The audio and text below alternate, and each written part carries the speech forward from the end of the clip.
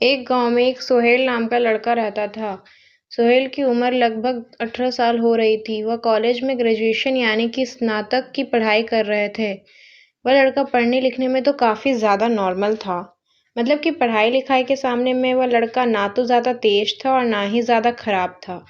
उसका roll number मातो कि सोहेले के रोल नंबर अपनी कक्षा में हमेशा 3 या 4 नंबर पर होती। सोहेल पढ़ाई लिखाई के साथ साथ प्यार मोहब्बत वाली चीजों पर भी काफी ज्यादा विश्वास करता था।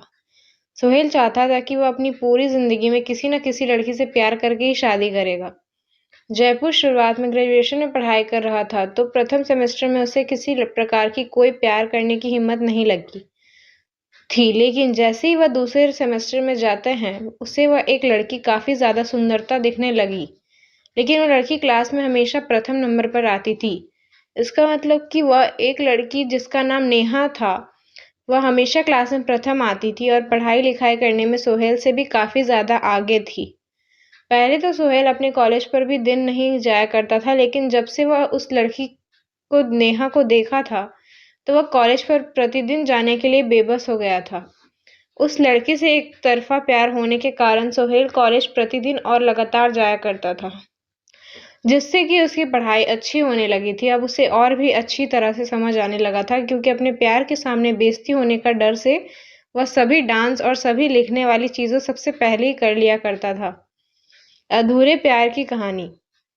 नेहा जिस तरह सेमेस्टर में फर्स्ट आती थी, ठीक उसी तरह सोहेल भी सोच रहा था कि अगर मैं भी पढ़ने लिखने में काफी तेज तरार बन जाऊंगा तो हो सकता है नेहा मुझे पसंद करने लगेगी। लेकिन यह बात तो अलग है, सोहेल तो पहले से ही नेहा को मन ही मन पसंद करने लगा था। अब तो नेहा को भी बार बार देखने का मन करता था सोहेल को। आपको बता दें कि सोहेल हमेशा उसे टेबल में बैठा करता था जिसके सामने नेहा बैठ सकती है।